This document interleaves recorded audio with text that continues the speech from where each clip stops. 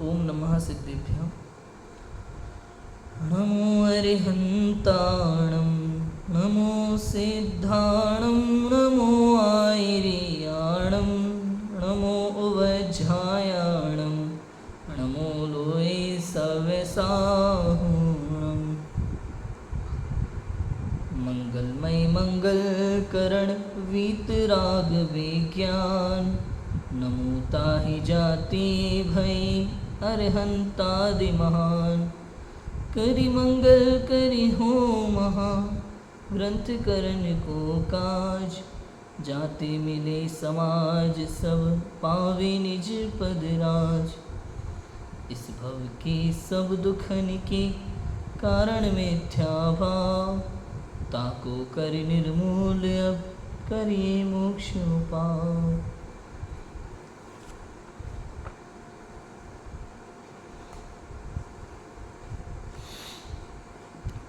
तो आचार्य कल्प पंडित टोडरमल जी द्वारा विरचित यह मोक्ष मार्ग प्रकाशक ग्रंथ है। 7वां अधिकार हमारा चल रहा है जैन मिथ्या दृष्टियों का विवेचन। निश्चयाभासी मिथ्या दृष्टि जीव की हमने भली भांति चर्चा की। व्यवहाराभासी मिथ्या दृष्टि जीव की चर्चा चल रही है। धर्म बुद्धि से धर्म धारक जो व्यवहाराभासी जीव हैं उनकी चर्चा हम यहाँ कर रहे हैं। सम्यक दर्शन का अन्यथा स्वरूप हमने उसमें सब पढ़ा है और सम्यक ज्ञान का अन्यथा स्वरूप उस पर हमारी चर्चा चल रही है कि किस प्रकार से ये जीव सम्यक दर्शन ज्ञान चारित्र को मोक्ष मार्ग है ऐसा पढ़ करके केवल व्यवहार सम्यक दर्शन ज्ञान चारित्र को ही मोक्ष मार्ग समझता है और निश्चय के बिना कभी व्यवहार होता नहीं है और निश्चय को कभी समझने का प्रयास किया नहीं। ऐसा है, बाह्य क्रियाओं में ही धर्म मानता है। तो सम्यक ज्ञान की जब बात आती है तो शास्त्र कहते हैं भाई शास्त्राभ्यास करने से सम्यक ज्ञान होता है। बात भी ठीक है, क्योंकि शास्त्राभ्यास करोगे तो तत्व चिंतन होगा, तत्व चिंतन होगा तो निर्णय होगा, निर्णय हुआ तो अनुभव होगा, अनुभव होगा तो सम्यक ज्ञान होगा। ये सम्यक ज्ञान क्या है राजू भाई, पहले हमें इसे समझ लेना चाहिए। ये क्या है सम्यक ज्ञान, मैं आपको क्लियर बताता हूँ। मेरे पास कुछ प्रश्न भी आया था एक आध दिन पहले, ये सम्यक ज्ञान क्या है। तो जब हम शास्त्र पढ़ते हैं या जो विद्वान बात कहता है, ये शास्त्र की बात सम्यक ज्ञान है कि नहीं। अभी जो मैं बात आपसे बोल रहा हूँ ये मिथ्या ज्ञान है या सम्यक ज्ञान, समझ में आई कि नहीं आई बात। सम्यक ज्ञान क्या है, तो कहते हैं जो बात मैं भी कह रहा हूँ ना वो वास्तव में सम्यक ज्ञान ही है। ये शास्त्र की बात सम्यक ज्ञान ही है, लेकिन बात मैंने कही तो मैं भी सम्यक ज्ञानी हो गया ऐसा नहीं। समझ में आया कि नहीं आया। तो सम्यक ज्ञान कैसे हुई शास्त्र की बात, क्योंकि ये बात सम्यक ज्ञानी ने कही है। ये बात किसकी है, सम्यक ज्ञानी की बात है, सम्यक दृष्टि की बात है। भावलिंगी संतों ने लिखी है, तीर्थंकर की वाणी है। इसलिए ये शब्द जो है ये शुद्ध ज्ञान, ये तो सम्यक ज्ञान है। और जब जब मैं इस शुद्ध ज्ञान को यहाँ बोल रहा हूँ तो ये शुद्ध ज्ञान के शब्द ये सम्यक ज्ञान ही है। लेकिन अगर मेरी इस पर श्रद्धा नहीं है ना तो मेरा जो भाव ज्ञान है, मेरा जो ज्ञान स्वभाव है वो सम्यक ज्ञान नहीं कहलाएगा। वो क्या कहलाएगा, मिथ्या ज्ञान। मैं बोल रहा हूँ, शुद्ध ज्ञान को पढ़ रहा हूँ तो शुद्ध ज्ञान के शब्द ये तो सम्यक ज्ञान है, इसमें कोई दिक्कत नहीं है। लेकिन अगर मुझे उन शब्दों पे सच्ची श्रद्धा नहीं है तब तक मेरा ज्ञान सम्यक ज्ञान हो सकता नहीं है, तब तक मेरा ज्ञान मिथ्या ज्ञान। अब सम्यक ज्ञान समझ में आ गया। आत्मज्ञान सम्यक ज्ञान कब होगा और शास्त्र ज्ञान सम्यक ज्ञान कैसे। अगर ये तीर्थंकर की वाणी है, भावलिंगी संतों ने रचा है, विद्वानों ने हम तक पहुँचाया है, यदि ये वही आगम है तो ये तो सम्यक ज्ञान है, ये शुद्ध ज्ञान है, ये सम्यक ज्ञान है, द्रव्य शुद्ध है। और जो भाव शुद्ध है अपना जो आत्मज्ञान है वो आत्मज्ञान अपना स्वभाव ज्ञान स्वभाव, जब तक आत्मज्ञान नहीं होगा, उस स्वभाव का अनुभव नहीं होगा मुझे, तब तक वो सम्यक ज्ञान हो सकता नहीं। ऐसा है। कल हमने काफ़ी सारी चर्चा की थी कि भाई शास्त्राभ्यास से सम्यक ज्ञान होता है तो शास्त्राभ्यास करना चाहिए। शास्त्राभ्यास तो करता है लेकिन ठीक से नहीं करता, उसमें लौकिक प्रयोजन साधता है अपने, है ना, पठन पाठन करता है, पांडित्य प्रकट करता है, व्याकरण न्याय आदि में ही उलझा रहता है, दुनिया को अपना ज्ञान झाड़ता है, क्षयोपशम बुद्धि के बल पर अपने आप को महाज्ञानी मानता है। ये है ना, ये सब अन्यथा स्वरूप है सम्यक ज्ञान का। और अपने आप को ज्ञानी मानता है, सम्यक ज्ञानी मानता है, अन्यथा स्वरूप है। भाई ज्ञान का अहंकार किसको होता है? ज्ञान का अहंकार केवल अज्ञानी को होता है। समझ में है कि नहीं है? अज्ञानी जीव को ज्ञान का अहंकार होता है, और जो वास्तव में ज्ञानी है उसको कभी ज्ञान का अहंकार होता नहीं। ज्ञान का अहंकार केवल अज्ञानी को ही हो सकता है, ज्ञानी को नहीं होता। और अगर उसे अहंकार हो जाए ज्ञान का तो उसको भी क्या कहेंगे? अज्ञानी कहेंगे। ऐसा है। कल हमने न्याय व्याकरण के शास्त्र पढ़ना आवश्यक है, कितना आवश्यक है, किसको आवश्यक है, कब पढ़ना कब नहीं पढ़ना, ये सारी चर्चाएं हमने की थी। जगत में लोग ऐसा भी कहते हैं ना, हमने कई जगह ऐसा सुना है, कुछ लोग कहते हैं कि भाई श्रावकों को सिद्धांत ग्रंथ नहीं पढ़ना चाहिए। कालाचार में भी कहीं प्रकरण आता है, सम्यक ज्ञान के भेद में कालाचार का प्रकरण जब आता है तो उसमें ये बात भी आती है कि आपत्ति काल में या आपदा काल में सिद्धांत ग्रंथों का अध्ययन नहीं करना चाहिए। आप वेद विज्ञान स्वरूप ग्रंथों का पढ़ो, कोई दिक्कत नहीं है। आप भक्ति करो भगवान की, वहाँ भी कोई दिक्कत नहीं है, लेकिन आप सिद्धांत ग्रंथों को मत पढ़ो। कब? आपदा काल में, और श्रावकों को सिद्धांत ग्रंथ नहीं पढ़ना चाहिए। दोनों बातें संसार में चलती हैं।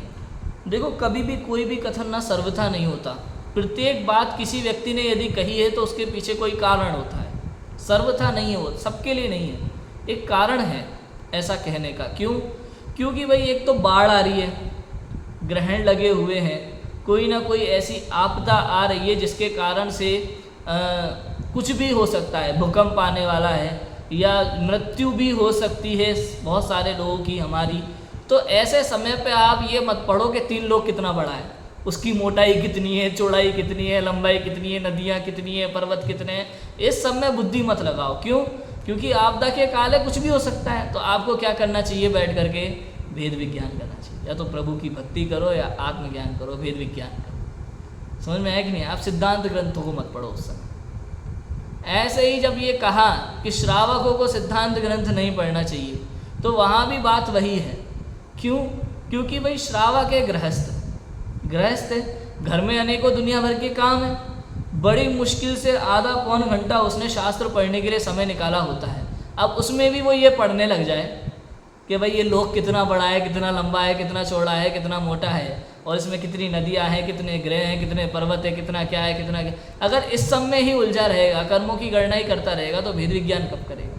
इसमें सिद्धांत वाली बात क्या है? ये सिद्धांत ही है, ये सब सिद्धांत कहलाते हैं। इसको कोई इधर से उधर नहीं कर सकता। इसको बोलते हैं सिद्धांत ग्रंथ। कर्मों की सारी गणनाएँ होती है, इसको सिद्धांत ग्रंथ बोलते हैं। समझ में आया?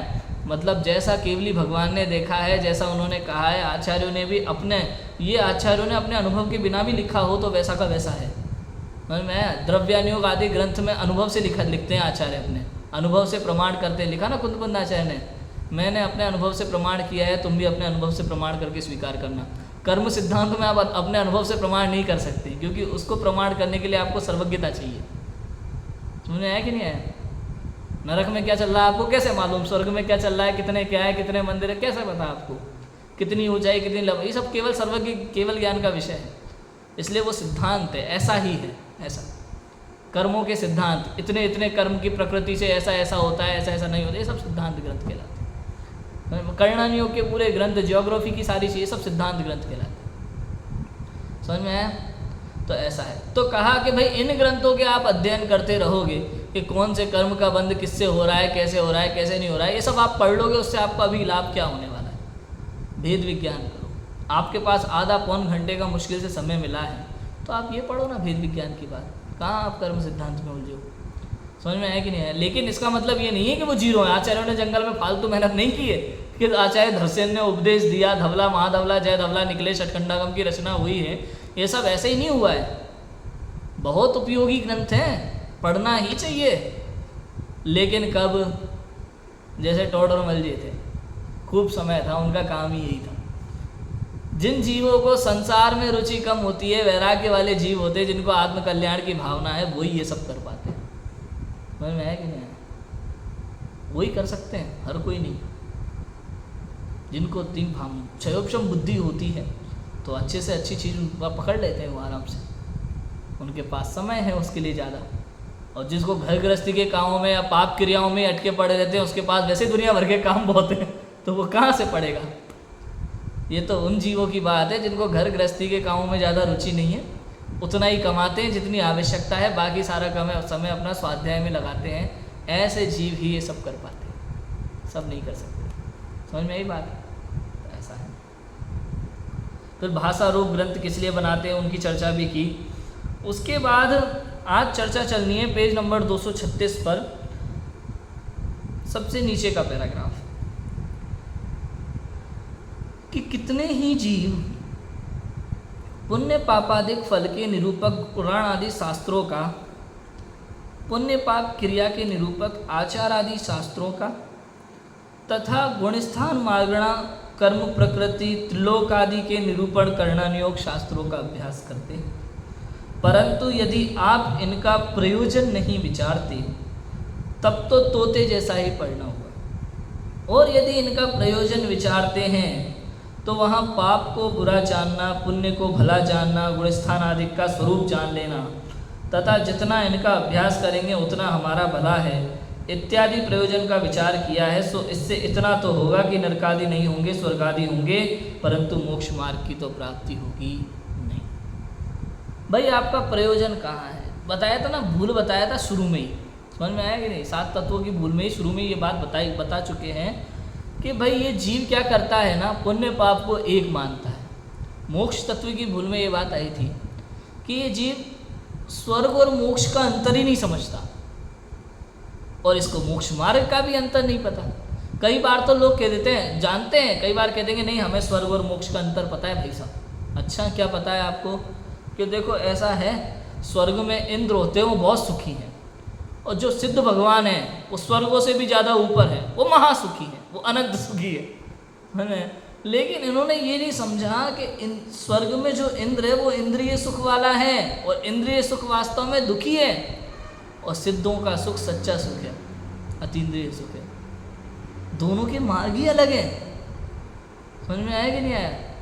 स्वर्ग मिलता है संसार मार्ग से, और मोक्ष मिलता है मोक्ष मार्ग से। इस बात की इसको खबर ही नहीं है। तो अभिप्राय में वही उसके लगा रहता है, पाप पुण्य पाप पुण्य पाप पुण्य।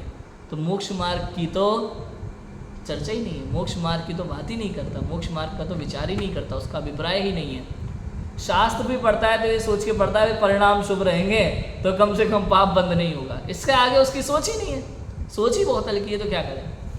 समझ में आया कि नहीं? अभिप्राय में तो आत्मकल्याण ही होना चाहिए भैया।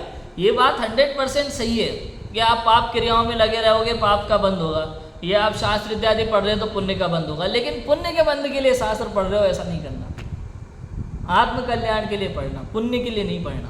पुण्य का बंद तो होगा ही होगा, 100% होगा। आपके परिणाम शुभ होंगे तो पुण्य का बंद होगा ही होगा, लेकिन आत्मकल्याण की भावना होनी चाहिए। समझ में आया?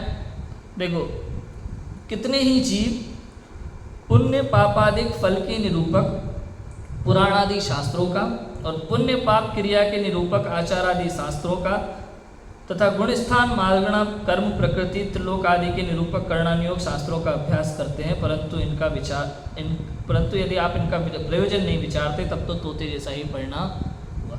भाई पुण्य पाप आदि फल के निरूपक पुराण आदि शास्त्र, ये प्रथमानुयोग के शास्त्र।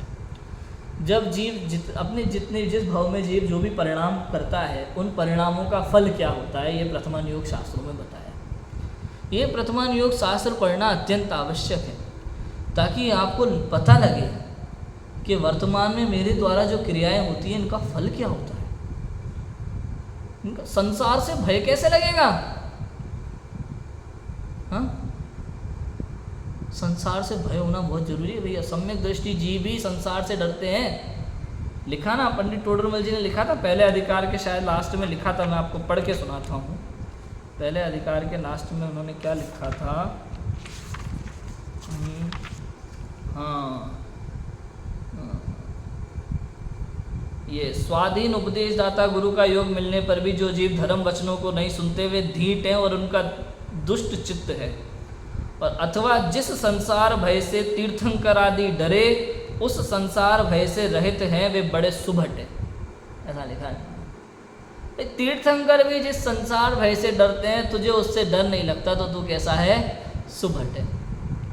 पाप क्रियाओं में लगा पड़ा है, उसको संसार से डर ही नहीं लगता। समझ में आया कि नहीं आया?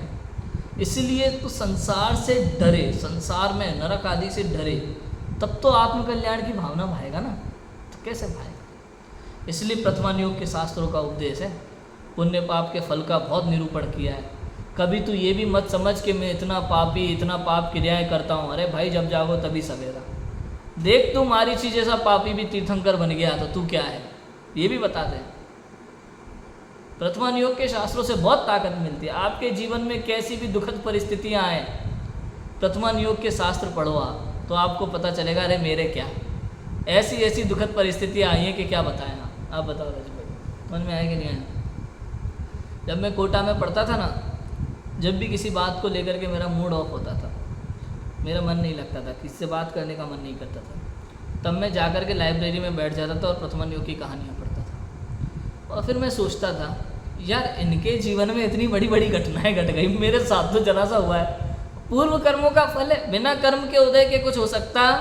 सामने वाले ने मुझसे कुछ कहा है तो वो तो निमित्त मात्र है, उदय तो यदि मेरे पाप कर्म का उदय नहीं हो तो किसी की ताकत नहीं है कि मुझे कुछ कह दे। जरा सी बात समझ में आया कि नहीं आया? यदि मेरे पाप कर्म का उदय नहीं है तो किसी देवता या किसी इंद्र में ताकत नहीं है कि मेरे को कुछ कह दे, इतनी सी मेरा अपमान कर दे। यदि मेरे साथ कुछ भी गलत हो रहा है तो वो मेरे पाप कर्म का उदय है, और मेरे साथ कुछ भी अच्छा हो रहा है, कोई मेरी प्रशंसा कर रहा है, कुछ भी कर रहा है, तो वो मेरे ही पूर्व कर्म का, पूर्व पुण्य का उदय है। समझ में है कि नहीं है? बिना पाप के उदय के कोई मुझे दंड नहीं दे सकता, और बिना पुण्य के उदय के कोई मुझे फल नहीं दे सकता, प्रशंसा नहीं कर सकता। समझ में है कि नहीं है? ऐसा है, कोई बचा नहीं सकता मुझे मेरे पुण्य के उदय के बिना। ये सब पता चलता है, इन सब पे श्रद्धा होती है, दृढ़ श्रद्धा होती है आपकी। जैन सिद्धांतों पर दृढ़ श्रद्धा आती है। प्रथमान योग के शास्त्र हमें पढ़ते रहना चाहिए हमेशा। समझ में आया कि नहीं आया? पुण्य पाप फल के निरूपक, फल के निरूपक है ये शास्त्र। पुण्य पाप का फल क्या होता है ये प्रथमान योग से पता चलता है हमें। फिर कहा पुण्य पाप क्रिया के निरूपक आचार आदि शास्त्रों का। अब ये शुभ अशुभ भाव रूप जो पुण्य पाप की क्रिया होती हैं, इनका सारा वर्णन है चरणन योग के शास्त्रों में। क्या करना, क्या नहीं करना, कैसे करना, कैसे नहीं करना, ये भी अत्यंत महत्वपूर्ण है। भाई आप किसी भी भूमिका में हो तो आपकी भूमिका के अनुसार आपकी क्रिया कैसी होनी चाहिए, या फिर कह सकते हैं इसको इस दृष्टि से भी आप पढ़ सकते हो कि यदि आप ऐसा ऐसा करते हो तो आप अभी किस भूमिका में हो, आप अभी किस कैटेगरी में आते हो। समझ में आया कि नहीं आया? आप इस दृष्टि से अपना मूल्यांकन करने के लिए चरणन योग है। चरणन योग आपको अपना पूरा मूल्यांकन बताएगा। यदि मैं रात्रि भोजन करता हूँ तो मैं किस लेवल पे हूँ, यदि मैंने ब्रह्मचर्य व्रत धारण किया हुआ है तो मेरा क्या लेवल है, यदि अंदर में कसाय का, और सब कुछ चरणन योग में मिलता है आपको। आपकी क्रियाओं का बहुत बड़ा फल है। समझ में आया कि नहीं आ रहा? भाई परिणाम तो परिणाम होते हैं और परिणामों का फल लगता ही लगता है। यहाँ चरणन योग में क्रिया निरूपक की बात है, पुण्य पाप की क्रिया। ये क्रिया से कोई पुण्य पाप नहीं बनता है, बनता तो परिणामों से है। अभिप्राय में क्या है, समझ में आया कि नहीं आया? अभिप्राय में क्या है, बात तो वहाँ है, लेकिन कहना अलग होता है और होता अलग है। राजू भाई कभी कभी ऐसा भी होता है, मालूम है कैसे कैसे हो जाता है। मान लो किसी ने गौख में कॉकरोच बैठा था, उसको नीचे झाड़ू से झाड़ दिया, टूटी नीचे फेंक दिया। मेरे अभी देखो वो चल रहा है, अपन गए ना तुमने यार कॉकरोच को ऐसे फेंक दिया ऊपर से, अरे तो मारा थोड़ी है, मारा थोड़ी है हमने, वो तो देखो वो चल रहा है, बढ़िया चल रहा है नीचे। अरे भले आदमी तुझे फेंके यार ऊपर से मरेगा नहीं, खाली हाथ तेरे टूटेंगे, तेरे चलेगा। भैया अगर तेरे हृदय में दया नहीं ना तो जैन कहलाने के लायक नहीं है, पात्रता नहीं है तेरी। तुझे जीव को देख के दया का भाव ही नहीं आ रहा। बात समझ में आई कि नहीं आ रही? ऐसा है। कोई भी जीव उसकी पात्रता उसके परिणामों से, उसकी क्रियाओं से नजर आने लगती है। मैं ये नहीं कह रहा ये आपकी क्रिया बहुत उत्कृष्ट है तो आप बहुत उत्कृष्ट जीव हो, क्रियाओं से कभी परिणामों का मूल्यांकन नहीं हो सकता। लेकिन हाँ, परिणाम यदि उत्कृष्ट है ना तो क्रिया उत्कृष्ट होगी ही होगी। ये बात मैंने पहले भी बताई थी। ऐसा है। पुण्य पाप क्रिया के निरूपक आचार आदि शास्त्रों का, ये पुण्य पाप रूप क्रियाओं का निरूपण करते हैं।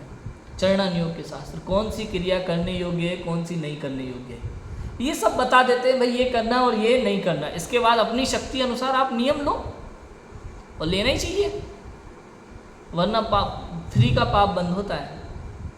देखो राजू भाई, ये तो पक्का है कि सम्यक दर्शन जब होगा, आत्मानुभव जब होगा तब होगा। आप प्लानिंग से तो कर नहीं सकते कि नहीं अब तो हम आत्मानुभव करके ही उठेंगे, लो बैठ गए, ऐसा तो है नहीं। काल लब्धि पकेगी, 5 समवाय मिलेंगे तभी होगा। अब जब तक आत्मानुभव नहीं होता तब तक क्या करें, नरक और त्रियंच में जाने की तैयारी करें। कोई भी जीव ये सोचेगा कि नहीं, जब तक आत्मानुभव नहीं तो कोई बात नहीं, कम से कम धर्म के मार्ग, आत्म कल्याण के मार्ग में तो लगे रहे। समझ में आएगी नहीं? उसके निमित्त से अलग एक ही चीज़ में कभी नहीं मन लगता। ये 4 अनुयोगों में शास्त्र क्यों लिखे, इतनी सारी बातें, इतनी प्रथमानुयोग की कथाएं क्यों लिखी जाती है, बार बार अलग अलग अनुयोग को पढ़ने का उपदेश क्यों दिया जाता है? क्योंकि आप एक में लगे रहेंगे तो एकांतवादी भी हो सकते हैं और आपका मन नहीं लग पाएगा ज़्यादा, फिर आपको कुछ चेंज चाहिए, इसलिए सब चेंज होता है। समझ में आया कि नहीं आया? तो चेंज चाहिए होता है। तो पुण्य पाप क्रिया के निरूपक आचार आदि शास्त्रों का, ये आपको बताते हैं ये करने योग्य क्रिया है, ये करने योग्य क्रिया नहीं है। आप अपनी शक्ति अनुसार नियम लीजिए। ये नहीं कह रहे कि हम पूरे आप ले लो, अभी सवाल ही नहीं है। भूमि का अनुसार जीव के सहज परिणाम आते हैं, कभी कहने से नहीं आते रहे। ऐसे कितने ही जीव हैं जिनको उपदेश दिया जाता है आलू मत खाओ, कंदमूल मत खाओ, रात्रि भोजन मत करो, नहीं लेते नियम। 10 लक्षण में छोड़ देंगे, 11वें दिन बिल्कुल ऐसे टूट पड़ेंगे, ज़िंदगी में भोजन ही नहीं किया कभी। तो कहते हैं ये भाव ही नहीं है, ये तो सहज परिणाम आता है शास्त्र स्वाध्याय से। जिसको आत्म कल्याण की भावना होती है ना, उसको कभी कंदमूल खाने की भावना नहीं आएगी, उसको रात्रि भोजन करने की भावना ही नहीं आएगी मन। अरे अंदर से जीव मानेगा ही नहीं कि मैं ये खा लूँ। जैसे कोई ईमानदार व्यक्ति होता है ना, ईमानदार व्यक्ति जैसे ईमानदार व्यक्ति को कहीं भी किसी भी करप्शन की भावना मन में नहीं आती। कोई कितना ही पैसा दे दे, धमकी दे दे मारने की, कई तरह के लालच दे दे, लेकिन वो अपनी ईमानदारी से डिगता नहीं है जरा सा। ऐसा ही होता है। जिसको आत्म कल्याण की सच्ची भावना है ना, उसको जीव हिंसा आदि से भय लगता है। क्यों क्यों क्यों? क्योंकि तू अगर अपने को आत्मा देखता है तो तुझे अन्य जीवों में भी आत्मा दिखाई देना चाहिए, और जब तक तुझे अन्य जीवों में आत्मा दिखाई नहीं देता तब तक तू अपने को भी आत्मा स्वीकार नहीं करता। तुझे आत्मा का स्वरूप ही नहीं पता। भूमिका के अनुसार सब होता है, भावना के अनुसार क्रिया होती ही होती है। क्रिया के अनुसार कभी भाव नहीं होते, लेकिन भाव के अनुसार क्रिया सहज होती है। ऐसा होता है। तो आपके भाव सच्चे हैं कि नहीं, ये आपकी क्रिया से पता चल जाता है। बात समझ में आएगी नहीं आए? ऐसा है। मतलब कितनी गजब की बात है। मैं कई बार इस बारे में विचार किया है मैंने, कई बार मैं सोचता हूँ कैसा जैन दर्शन है, क्या कमाल की बात है। राजू भाई, आपकी क्रिया से ये पता नहीं चलता आपके भाव उत्कृष्ट हैं कि नहीं, लेकिन आपके भाव उत्कृष्ट, लेकिन आपकी क्रिया अच्छी है, तो ये पता चल जाता है कि आपके भाव हो सकता है अच्छे। या अपन इसको इस तरह से कह सकते हैं कि जैसे आपकी क्रिया भले ही कितनी ही उत्कृष्ट हो, आप ये नहीं पता कर सकते कि आपके भाव अच्छे हैं या नहीं, लेकिन यदि आपके भाव उत्कृष्ट है ना, तो क्रिया तो अच्छी दिखाई देगी ही देगी। या इस दृष्टि से कह सकते हैं कि आपकी क्रिया अच्छी नहीं है ना, क्रिया सही नहीं है ना, तो इस बात का एकदम कंफर्म निर्णय हो जाएगा कि आपके भाव अच्छे नहीं है। अच्छी क्रिया से आपके भाव अच्छे हैं कि नहीं इसका निर्णय नहीं हो सकता, लेकिन बुरी क्रिया से आपके भाव अच्छे नहीं है इसका भली भांति निर्णय हो जाता है। ये कहना चाह रहा हूँ मैं। क्लियर हुआ थोड़ा सा? कितना मतलब कितना गजब की बात है। जितना विचार करो उतना माल मिलेगा आपको। मैं तो सदैव सोचता रहता हूँ कुछ ना कुछ निकलना चाहिए अंदर से। ये जैन दर्शन कमाल का दर्शन है, जो एक बार समझ में आ जाए तो आनंद आ जाता है। तो क्या कहा मैंने कि आपकी अच्छी से अच्छी क्रिया देखकर भी आप ये निर्णय नहीं कर सकता कोई व्यक्ति कि आपके भाव उत्कृष्ट होंगे, लेकिन हाँ आपकी पाप रूप क्रिया देख करके ये 100% निर्णय होता है कि आपके भाव उत्कृष्ट नहीं हो सकते। ये निर्णय हो सकता है। अब आई बात समझ में? इतना गजब की बात है, कितनी कमाल की बात है। आपको 28 मूल गुणों का निर्दिशार पालन कर रहे हो कोई जीव, तो कोई कंफर्म नहीं कर सकता ये मुनिराज है कि नहीं है, ये सच्चे दिगंबर भावलिंगी संत हैं कि नहीं। भले बाहर में 28 मूल गुण दिख रहे हो, लेकिन हाँ अगर तिल तुष मात्र भी परिग्रह है या थोड़ा भी विपरीत है, शास्त्र विरुद्ध आचरण है, तो ये कंफर्म है कि आप मुनिराज नहीं हो, आप भावलिंगी हो ही नहीं सकते, सवाल ही नहीं। गजब की चीज़ है, जितना पढ़ो उतना मिलता है। इसलिए लिखा कितने ही जीव पुण्य पाप आदि फल के निरूपक पुराण आदि शास्त्रों का और पुण्य पाप क्रिया के निरूपक आचार आदि शास्त्रों का अभ्यास करते। अभ्यास का मतलब क्या हुआ राजू? अभ्यास का मतलब पता है? अभ्यास का मतलब है दिन रात उनको उसमें आनंद आता है, रुचि पूर्वक पढ़ते हैं, पूरा समझते हैं, बस अभिप्राय को नहीं समझते, खाली अभ्यास पूरा करते हैं।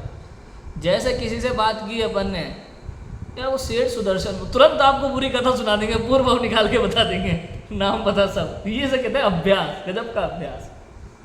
जहाँ आपने चढ़ानियों की बात की, नमक की मर्यादा है, ऐसे बताएंगे बिल्कुल पूरा रटा पड़ा हो उनको, लेकिन अंदर में आत्मकल्याण की भावना ही नहीं होती, तो उनका वो सब व्यर्थ चला जाता है। देखो कैसी गजब की बात है राजू भाई। अगर आत्मकल्याण की भावना नहीं है तो सारी क्रियाएं व्यर्थ हैं आपकी, कोई मतलब की नहीं होती। लेकिन हाँ यदि आत्मकल्याण की भावना है तो बाहर में वो क्रियाएं भी आपकी दिखती है, ऐसा भी। तो पुण्य पाप क्रिया के निरूपक आचार आदि शास्त्रों का तथा गुणस्थान मार्गणा कर्म प्रकृति त्रिलोक आदि के निरूपक कर्णानुयोग के शास्त्रों का अभ्यास करते हैं। यहाँ पे देखो आप कर्णानुयोग सिद्धांतों के अभ्यास, ये ऐसे बहुत विद्वान हुए अपने बड़े बड़े, कुछ तो चले गए जो लॉस है अपने समाज के लिए। कर्णानुयोग का अभ्यास करना ही बड़ी बात है, क्षयोपशम बहुत अच्छा चाहिए इसके लिए। तो कर्णानुयोग के अभ्यास करने वाले भी होते हैं, लेकिन अभिप्राय में अंदर में आत्मकल्याण की भावना नहीं है तो कुछ नहीं है, लेकिन आत्मकल्याण की भावना से करते हैं तो सबसे बेस्ट है, इससे बढ़कर फिर कुछ नहीं है। आत्मकल्याण की भावना वाले जीव को वास्तव में अगर समय होता है ना, तो पूरी जैन धर्म को जानने की इच्छा होती है कि उससे कोई लेना देना नहीं होता। आचार्य कुंद को यहाँ पौनूर पर्वत पे बैठ करके प्रश्न उत्पन्न हुआ मन में। कौन सा प्रश्न उत्पन्न हुआ होगा? वेद विज्ञान संबंधी। अरे भाई वेद विज्ञान तो हो चुका था पहले ही, 7वें 6वें गुणस्थान में झूल रहे थे, 3 कसाय चौगड़ी का अभाव था, चारण रिद्धि प्रकट हो गई थी आत्मज्ञान के बल से, आत्मध्यान के बल से। तो अप्रयोजन भूत कोई शंका थी जिसका कोई लेना देना नहीं, और उसके लिए वो विदेश क्षेत्र गए। बताओ, मन में ऐसी भावना आई, अरे रे मैं पंचम काल में जन्मा हूँ, यहाँ पे तीर्थंकर का विरह है, सिमंदर भगवान के समो शरण में गए। बताओ, प्रयोजन भूत तत्व को समझने के लिए अप्रयोजन भूत शंकाओं का समाधान। हाँ बताओ, कितनी गजब की बात है। तो इनका भी अभ्यास करते हैं ऐसे। परंतु यदि आप इनका प्रयोजन आप आत्मकल्याण की भावना होती है और दूसरी नहीं होती, ऐसा है। अभिप्राय में क्या है? जहाँ ये कहा जाता है ना, ज्ञानी के भोगों की भी निर्जरा होती है, भोगों में भी निर्जरा है, और अज्ञानी के पुण्य पाप आदि पुण्य क्रियाओं में भी कई बार पाप का बंध होता है। वहाँ फल केवल अभिप्राय की दृष्टि से है, क्योंकि जब ज्ञानी आहार करता है ना, वही भोजन करता है, तो उसके अभिप्राय में क्या है? भोजन करते समय उसके अभिप्राय में अंदर में ये है कि मैं प्रासुद भोजन लूँगा, और जितनी शरीर की आवश्यकता है वो भी केवल आत्म ध्यान के लिए, शरीर की स्थिति के लिए मैं भोजन ले रहा हूँ। उस अभिप्राय से लेते हैं, रसना इंद्रिय की पूर्ति के लिए नहीं लेते, अपने अपने स्वाद के लिए नहीं लेते, आनंद के लिए नहीं लेते, इंद्रिय विषय की पूर्णता के लिए नहीं लेते। इसलिए उनके अभिप्राय में वो भाव है। समझ में आया कि नहीं आया? और इधर अपन जो भी काम करते हैं कहीं ना कहीं पाप करूँ भाव पड़े रहते हैं, तो क्या करें? इसलिए फल तो अभिप्राय का लगता है, ऐसा है।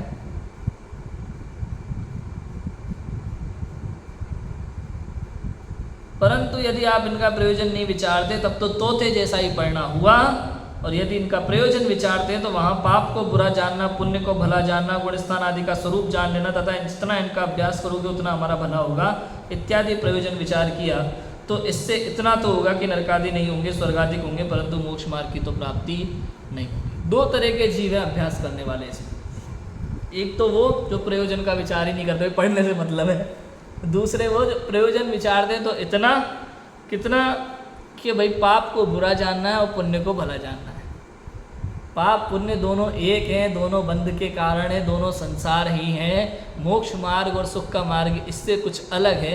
जो इस बात को नहीं समझते दूसरे वो लोग हैं, कैटेगरी, दो कैटेगरी के लोग हैं। अभ्यास करते हैं, गजब का अभ्यास करते हैं, लेकिन एक कैटेगरी तो वो ये पढ़ते हैं, इनको मतलब ही नहीं है ना पुण्य पाप से, ना इनको प्रयोजन से मतलब ही नहीं, पढ़ना है बस, कभी नाम के लिए, कभी पद के लिए, कभी किसी और के लिए, कभी लौकिक प्रयोजन के लिए। दूसरे उससे प्रयोजन चाहते हैं तो केवल इतना कि पाप को बुरा जानना, पुण्य को भला जानना, लेकिन मोक्ष मार्ग इनको भी मिला नहीं। आत्मकल्याण की भावना नहीं है तो इनको भी मोक्ष मार्ग मिला नहीं।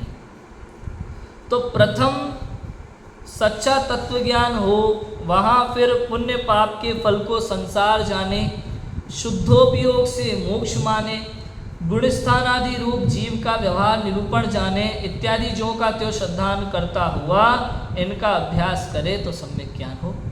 अब सम्यक ज्ञान कैसे हो की बात की, ये देखो। पहला, प्रथम तो सच्चा तत्व ज्ञान। सच्चा तत्व ज्ञान माने 7 तत्वों की सच्ची समझ हो, प्रयोजन भूत तत्व की सच्ची समझ हो, जीव अजीव के सच्चे स्वरूप की समझ हो। पहले तो सच्चा तत्व ज्ञान, वहाँ फिर पुण्य पाप के फल को संसार जाने। क्या जाने पुण्य पाप के फल को? पुण्य का फल अच्छा, पाप का फल बुरा नहीं, दोनों क्या है? संसार। अच्छे बुरे की मान्यता ही मिथ्यात्व, अज्ञान। शुद्धोपयोग से मोक्ष माने, समझ में आया? पुण्य पाप के फल को क्या जाने? संसार जाने। और संसार और मोक्ष दो अलग है ना। पुण्य और पाप दोनों, स्वर्ग नरक सब क्या आ गए? संसार में। और मोक्ष क्या है? उससे थोड़ा अलग है। तो पुण्य पाप दोनों को बंध जान करके संसार जाने और शुद्धोपयोग से मोक्ष जाने। गुणस्थान आदि रूप जीव का व्यवहार निरूपण जाने, कि जीव के जैसे अंदर में परिणाम होते हैं उस हिसाब से इस जीव की इस कैटेगरी या भूमिका वर्तमान में दिखाई देती, वो व्यवहार जाने उस हिसाब से जीव का, बाह्य क्रिया समझे। इत्यादि ज्यों का त्यों श्रद्धान करता हुआ इनका अभ्यास करे तो सम्यक ज्ञान। ऐसे सच्ची भावना पूर्वक अभ्यास करे तो सम्यक ज्ञान। अब इसमें भी अभ्यास में अनुभव के बिना कुछ नहीं है भैया। यहाँ लिखा पहला सच्चा तत्व ज्ञान हो, यहाँ सच्ची श्रद्धा की बात है। जब तक आपने पढ़ लिया पूरा, लेकिन कहा ना तोते जैसा हुआ पढ़ना, अंदर में श्रद्धा नहीं है तो आत्मकल्याण की भावना पूर्वक पढ़े, समझे और उसको वैसा का वैसा अंदर में स्वीकार करें। अंदर में स्वीकृति होना चाहिए, सच्ची स्वीकृति। उसके बाद दुनिया का कोई आपकी श्रद्धा को नहीं डगा पाए। ऐसी श्रद्धा हो तो सम्यक ज्ञान हो, नहीं तो अनुभव के बिना कुछ नहीं। बात समझ में आई? वरना तोते का उदाहरण मैंने दिया ही था। शिकारी आएगा, जाल बिछाएगा, हमें जाल में नहीं फंसना है। ऐसे पढ़ते रहो भैया। इसको भी पढ़ लो ऐसे ही कि पुण्य पाप का फल संसार है और शुद्धोपयोग से जो है मोक्ष होता है, पढ़ लो। लेकिन उसको अनुभव नहीं आएगा ना, इस बात को अनुभव में, श्रद्धा में नहीं आएगा तो भी सम्यक ज्ञान होगा नहीं, तो भी वो मिथ्या ज्ञान मिलेगा। इसके आगे और भी बहुत अच्छी बात है, द्रव्यानुयोग के शास्त्रों की बात आएगी आगे। 3 की बात आई ना अभी, 3 अनुयोग की। द्रव्यानुयोग के शास्त्रों में कैसा निरूपण है और ये जीव उसको किस प्रकार से लेता है, उसकी चर्चा आएगी। अभी की बात को विराम देते हैं। ओम नमः शिवाय।